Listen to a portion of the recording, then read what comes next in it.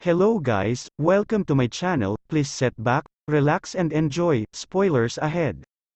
Movie recap. Cell is an American sci-fi thriller in light of the 2006 novel of a similar name by Stephen Ruller. The film was delivered on June 10, 2016 to video on request, before a restricted delivery planned for July 8, 2016. Cell is the second film transformation of a Ruller story to co-star Cusack and Jackson, after the 2007 film 1408. The film's story follows another Briton craftsman attempting to rejoin with his young child after a strange sign transmission over the worldwide mobile phone network transforms most people into thoughtless, horrible creatures. This movie start. Clay Riddle is a frustrated craftsman, who a year sooner deserted his better half Sharon and child Johnny to satisfy his fantasy about distributing a realistic book. At Boston Global Air Terminal, Clay attempts to get onto a flight, wanting to accommodate with his loved ones. His mobile phone battery passes on, so he calls Sharon utilizing a payphone. Abruptly, an electronic sign, later named The Beat, is communicated across portable organizations around the world, transforming phone clients into frenzied executioners. Clay gets away from the confusion in the terminal and meets a gathering of survivors in a metro vehicle. The train's director Tom McCourt recommends forsaking the train and going through the passages since power has been sliced to the metro trains and the siphons keeping the passages dry will before long close down with nobody monitor. Clay concurs and joined by a third man, endeavors to get away from the air terminal. Close to the passages live, their friend is butchered by a tainted man, later named a phoner, and the two departure to the road above. Clay drives Tom to his loft. That evening, they are joined by Alice Maxwell, a young neighbor of Clay who killed her mom justifiably. Each of the three choose to get away from Boston. Traveling north through New Britain to find Sharon and Johnny, the three gain weapons from a house and are pursued by a herd of phoners to a close-by stream. Stowing away from the contaminated, they notice the herd producing puzzling signs from their mouths and afterward stolen off collectively.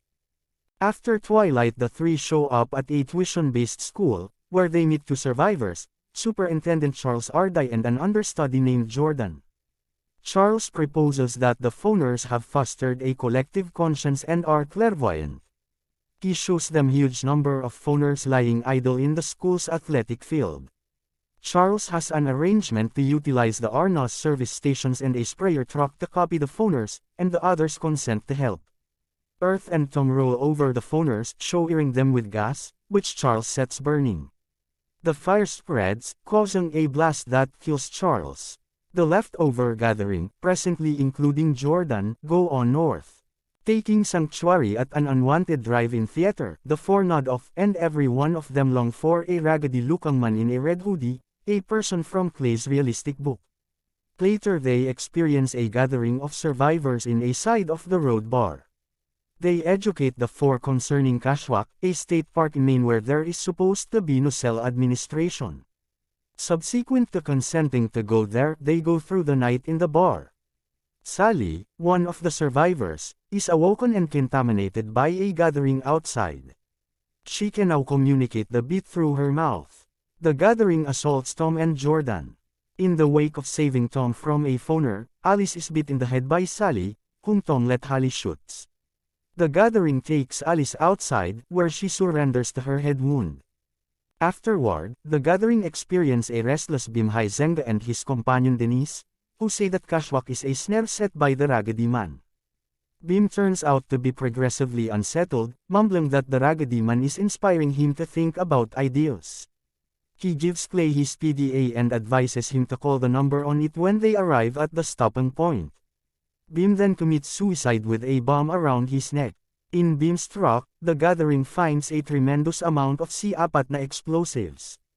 At the point when the gathering comes to Sharon's home, Clay discovers that Johnny has set out toward Kashwak and that Sharon has transformed into a phoner.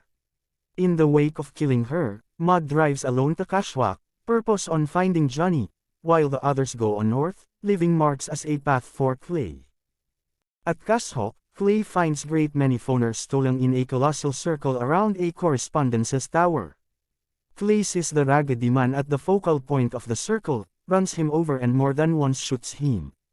Then, at that point, Clay hears his child calling to him from among the group and escapes from the circle. A tainted Johnny shows up before him and the Raggedy Man gets back to life. Clay embraces his child as he calls the number on Bim's telephone, exploding the explosives in the truck, obliterating the pinnacle and the phoners. Clay and his child track down the imprints and follow the path toward Clay's companions. Be that as it may, the blast is uncovered to be a deception. Clay has been contaminated and is currently stolen in the circle around the pinnacle. That's the end of the movie, guys. Thank you for watching. Please like and subscribe for more videos. Thank you.